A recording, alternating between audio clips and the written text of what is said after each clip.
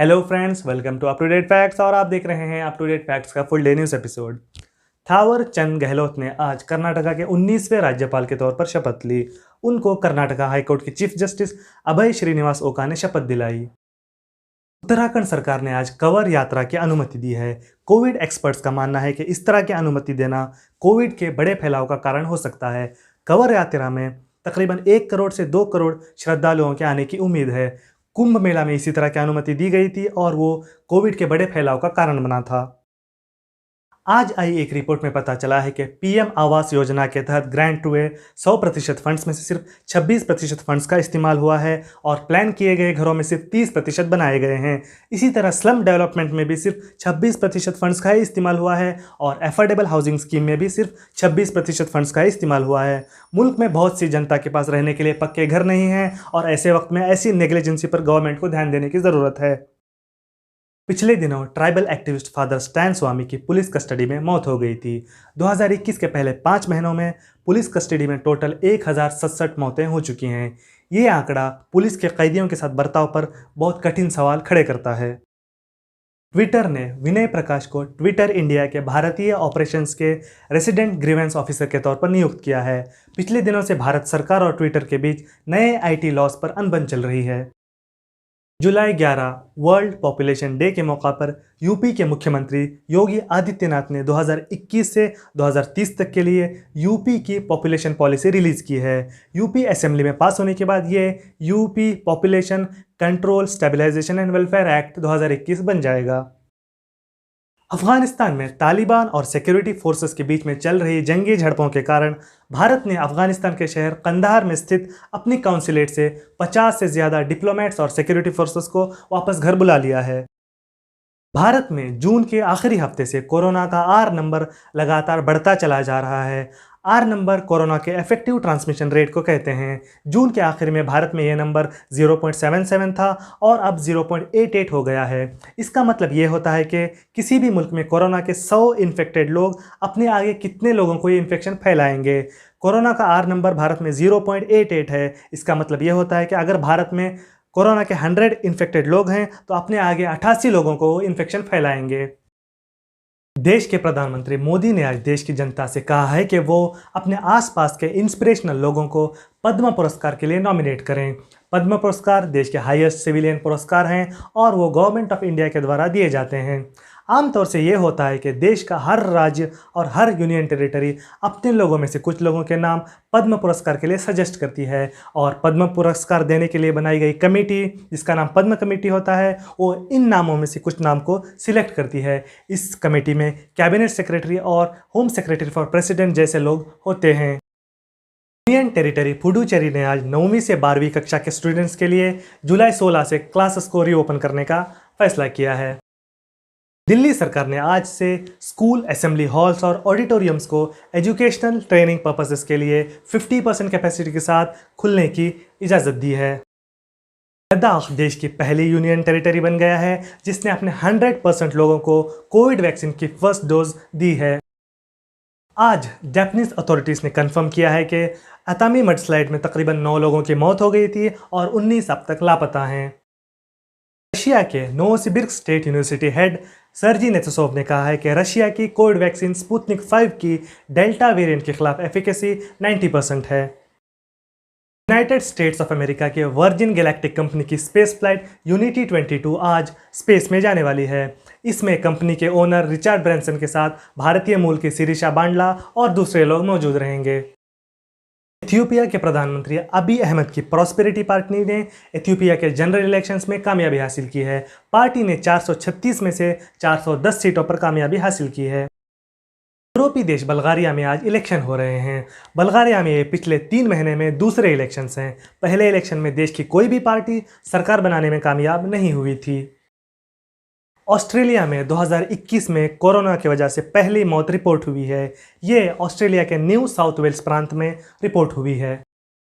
इस्राएली army ने आज West Bank में प्रदर्शन करते फ़लस्तीनियों पर फायरिंग कर दी। इस फायरिंग में तकरीबन 370 फ़लस्तीनी घायल हो गए। अफ्रीकी देश रवांडा ने फैसला किया है कि वो आईएस के आतंकवादियों के खिलाफ लड़ने के लिए पड़ोसी देश मोजाम्बिक में अपने तकरीबन 1000 जवानों को तैनात करेगा।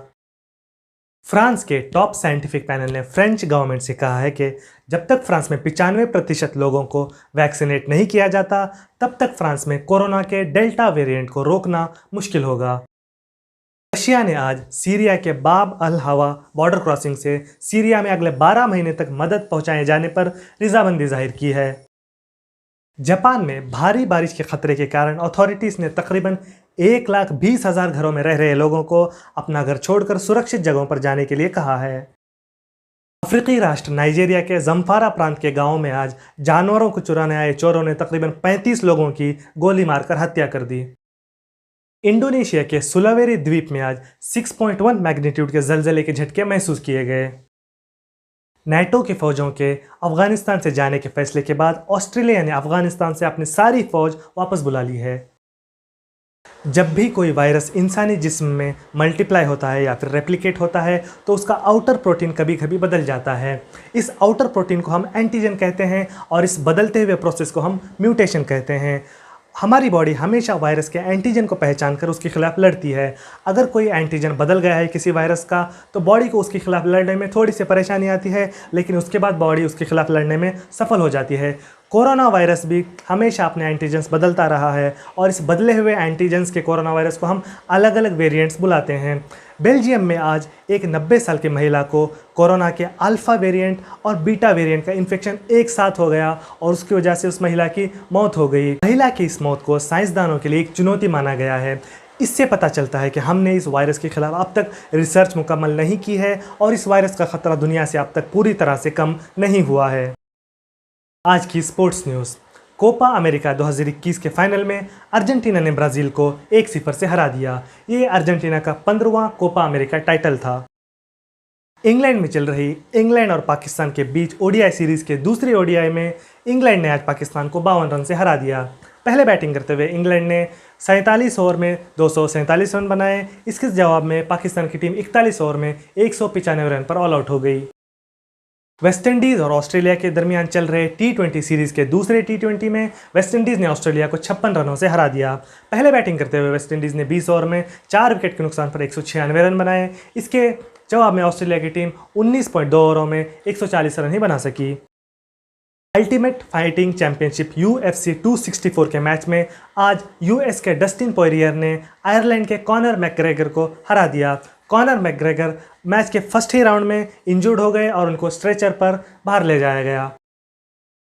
विंबलडन 2021 के विमेंस इवेंट के फाइनल में ऑस्ट्रेलिया के एशली बार्टी ने जेक रिपब्लिक की कैरोलिना प्लिस्कोवा को 6-3, 6-7, 6-3 से शिकस्त देकर खिताब अपने नाम किया।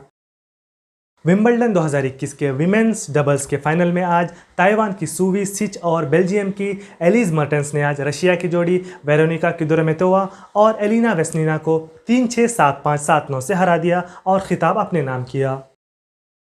विंबलडन 2021 के मेंस डबल फाइनल में आज क्रोएशिया की जोड़ी निकोला मैकेटिक और मेट पविच ने स्पेन के मार्सेल ग्रेनोयर्स और अर्जेंटीना के होरेशियो ज़ेबायोस की जोड़ी को 6-4, 7-6, 2-6, 7-5 से हरा दिया। भारत की कोरोना अपडेट्स। भारत में पिछले 24 घंटों में कोरोना के 41,506 मामले सामने आए और टोटल केसेस की तादाद 3,08,37,222 हो गई। भारत में पिछले 24 घंटों में कोरोना से 41,526 लोग रिकवर कर गए। इसी के साथ टोटल रिकवरीज की तादाद 2,99,75,064 हो गई। भारत में पिछले 24 घंटों में कोरोना की वजह से 895 लोगों की मौत हो गई और टोटल मौतों की तादाद 4,08,040 हो गई। भारत में पिछले 24 घंटों में 37,23,367 लोगों को वैक्सीनेट किया गया और टोटल वैक्सीनेशन डोजेस की तादाद 37,60,32,586 हो गई। भारत में करंट एक्टिव केसेस की तादाद 4,54,118 है। दोस्तों, ये थी आज की फुल डे न्यूज़। अगर आपको हमारा काम पसंद आ रहा है तो हमारे चैनल को लाइक करें, शेयर करें, सब्सक्राइब करें और बेल आइकन को प्रेस करें ताकि कोई भी नोटिफिकेशन आपसे मिस ना हो। मिलते हैं अगले वीडियो में। धन्यवाद।